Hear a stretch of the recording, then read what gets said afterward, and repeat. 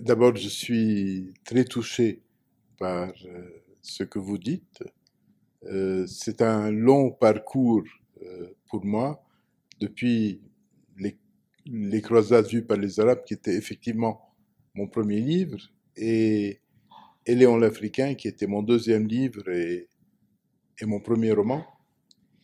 Et je pense qu'il y a des préoccupations qui sont permanentes, quel que soit le type de, de livre que j'écris, que ce soit un essai, une narration historique ou un roman, c'est toujours autour des mêmes valeurs.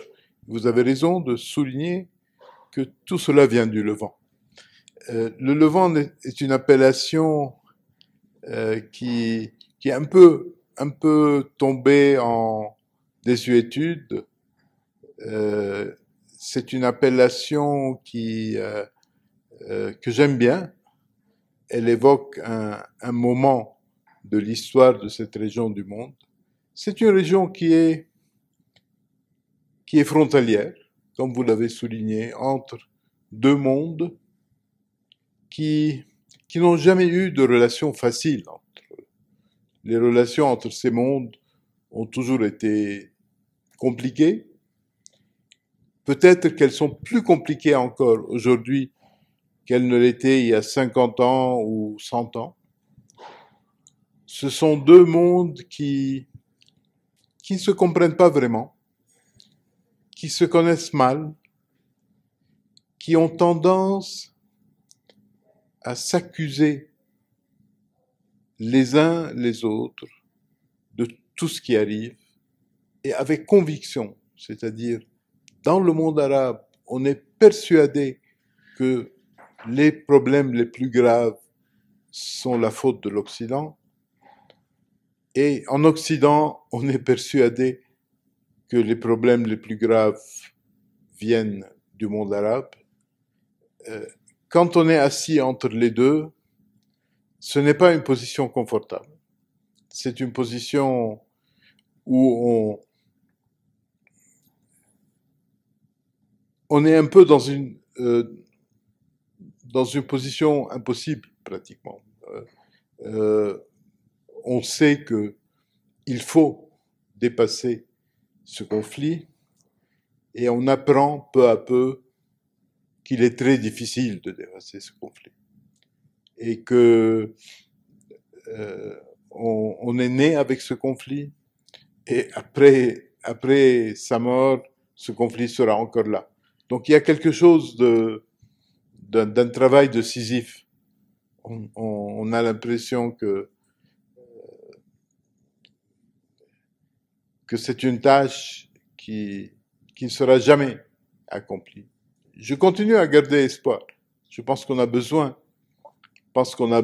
de rétablir le rapport entre ces deux régions. Et je pense que le Levant est une zone névralgique par rapport au monde entier.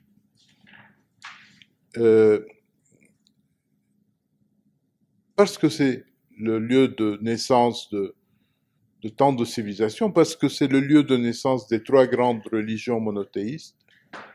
Si au Levant, il y avait un modèle de vie commune, harmonieuse entre les trois religions, je pense que cela enverrait des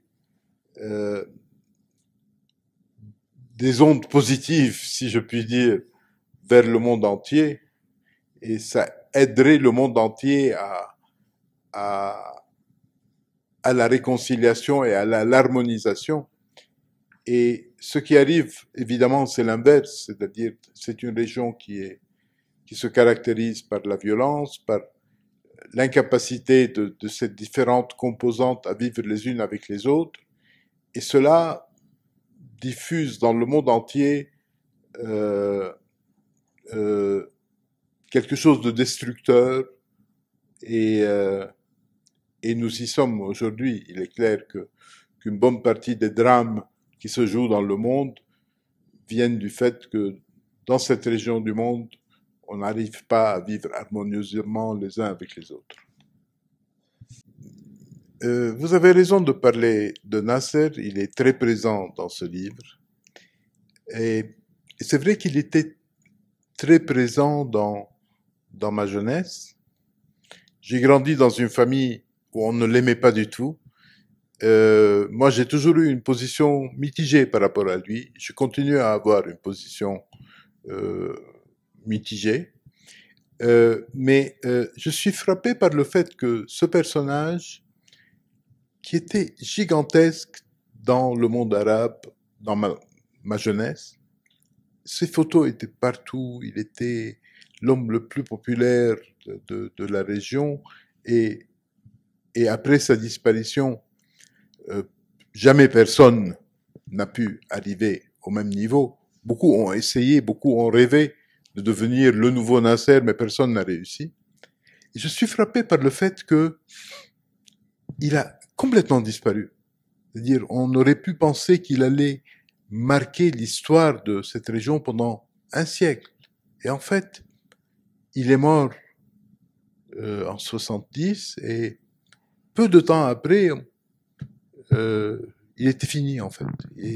Et on parle très peu de lui aujourd'hui. Je ne sais pas si un jour on va recommencer à parler de lui, mais en tout cas, il a disparu beaucoup plus vite qu'on n'aurait pu l'imaginer. Je ne sais pas pour quelle raison, mais on peut imaginer plusieurs raisons. La première, c'est que Nasser, qui est mort en 70, a été vaincu en 67 et il était déjà sur une pente descendante. Le fait même qu'il se soit engagé dans la guerre de 67 vient, une des raisons, c'est que il venait de subir des défaites successives et il espérait reprendre l'initiative en remportant une victoire en 67 et regrouper de nouveau les Arabes autour de lui. Il avait subi une défaite avec l'échec de l'union avec la Syrie, il avait subi une défaite au Yémen parce qu'il avait envoyé ses troupes et elles se sont embourbées dans une guerre dont il est sorti perdant. Donc il était déjà très affaibli. Une autre explication, c'est que avec Nasser, comme vous l'avez souligné, il y a une forme de nationalisme qui a disparu, qui s'est affaibli et qui a peu à peu été balayée et qui a été remplacée par une autre forme de nationalisme qui était un nationalisme à dimension religieuse. Il y avait notamment en Égypte, à partir de la révolution égyptienne de 52, une compétition entre ces deux nationalismes. Il y avait la montée d'un nationalisme à caractère religieux ou à discours religieux, qui était celui des frères musulmans. Et puis Nasser est venu avec son coup d'État en 52, avec les officiers libres, et il a écarté ce mouvement pour prôner un nationalisme que je ne qualifierais pas réellement de laïque, mais un nationalisme où la dimension religieuse n'était pas exposée clairement, elle était un peu implicite, mais en tout cas, elle n'avait pas du tout le même rôle qu'elle allait avoir après. La défaite de Nasser a fait monter ce nationalisme à caractère religieux qui, dans mon enfance, dans ma jeunesse, était représenté par des mouvements extrêmement minoritaires, on pourrait même dire groupusculaires, qui n'avaient aucune influence réelle sur la vie politique du monde arabe. Et peu à peu, on a vu monter ces mouvements qui sont devenus les mouvements les plus importants. Ça a culminé avec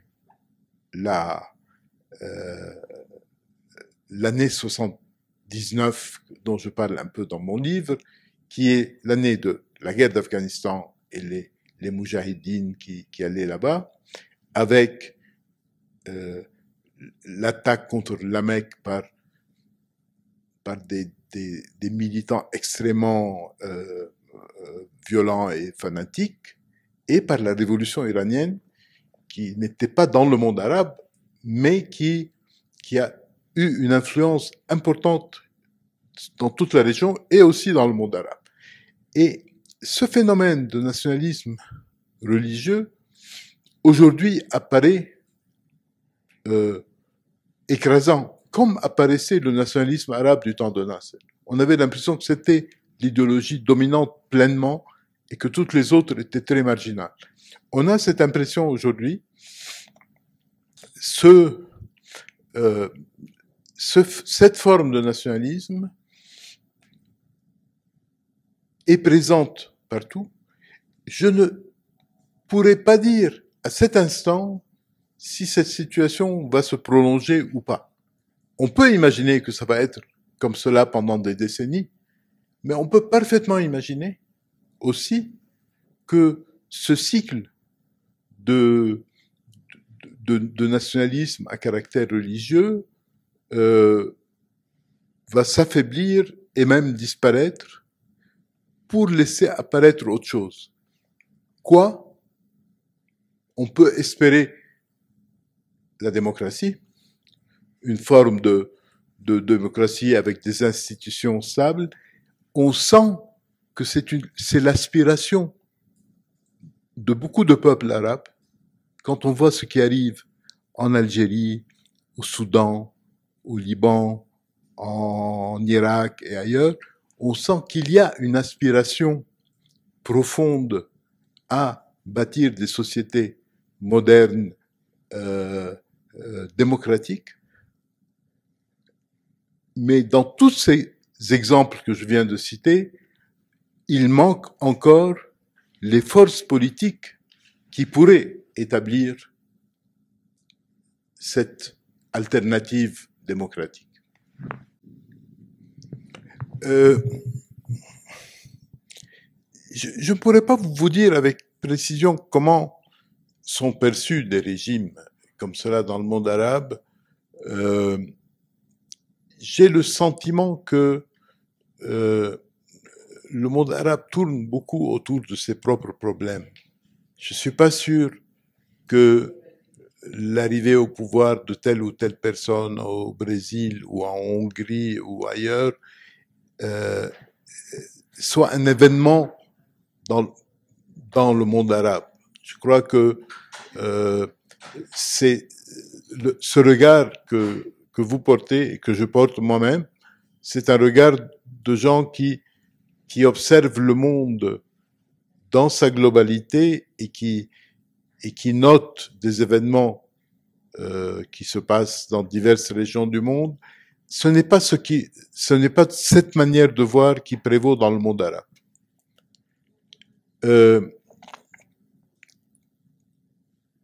Les critiques que j'entends par rapport à ces figures que vous mentionnez dans divers pays, les critiques sont des critiques qui viennent plutôt d'un point de vue occidental, c'est-à-dire la montée de certains dirigeants populistes ne suscite pas de réaction partout dans le monde. Ça suscite des réactions en Amérique latine, en Europe, mais pas tellement en Asie, pas en Chine, pas tellement en Russie, pas dans le monde arabe. Mais c'est un phénomène qui est en train de se propager. Je crois que on a de plus en plus à travers le monde un modèle de dirigeants qui sont pas toujours des dictateurs, mais qui ont des tendances autoritaires, qui ont une une composante personnelle qui est, comment la décrire? Une composante personnelle qui est plutôt celle je voudrais pas utiliser le terme de voyou, mais c'est un peu le terme qui me vient à l'esprit. Donc je devrais chercher pour trouver un terme plus poli. Mais on a cette caractéristique de gens pas très fréquentables qui arrivent à la tête de pays importants et on peut espérer que ce soit très passager, mais je suis pas sûr que ce soit passager. C'est-à-dire, je regarde même vers les démocraties les plus anciennes aux États-Unis, en Angleterre, je vois les figures qui arrivent au pouvoir ou de grands pays du tiers-monde et ce modèle de dirigeant est plutôt en train de se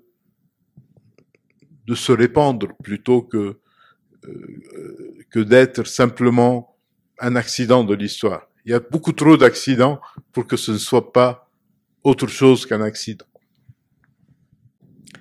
C'est certainement ce que j'espère.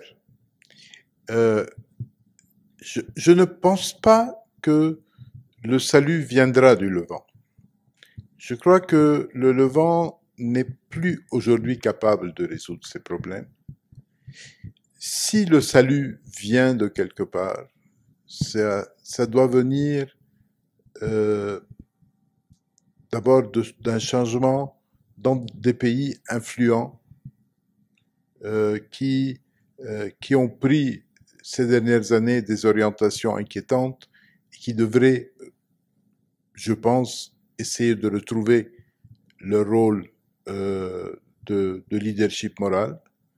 Je pense principalement aux États-Unis et à l'Europe. Aujourd'hui, ils n'assument pas leur leadership moral et je pense que le chemin le plus court pour que les choses s'améliorent, ce serait que eux commencent par retrouver leur route et retrouver le rôle qui devrait être le leur. Je pense également qu'il y a beaucoup de pays où il y a une aspiration réelle à bâtir des véritables démocraties. C'est vrai en Amérique latine, c'est vrai dans plusieurs pays arabes et en Asie aussi. Je pense que il faut espérer que dans ces pays, on prenne conscience du fait qu'il y a un monde qui est en train de disparaître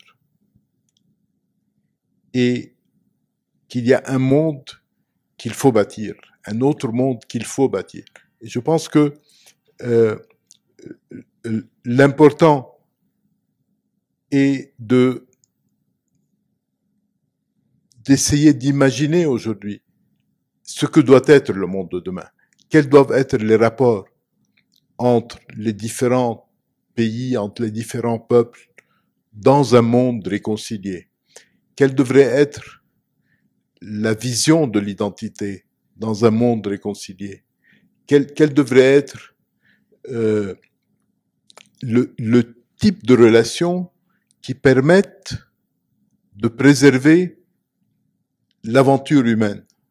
Parce que pour moi, le plus important, c'est l'aventure humaine. Le plus important, c'est de prendre conscience du fait que le destin de l'humanité est un, qu'il n'y a pas plusieurs humanités avec des systèmes de valeurs différents. Il y a une humanité qui a vocation à avoir un même système de valeurs, qui a une seule patrie ultime qui est la Terre, qui est de plus en plus menacée pour toutes sortes de raisons. Je pense que nous avons besoin d'un sursaut pour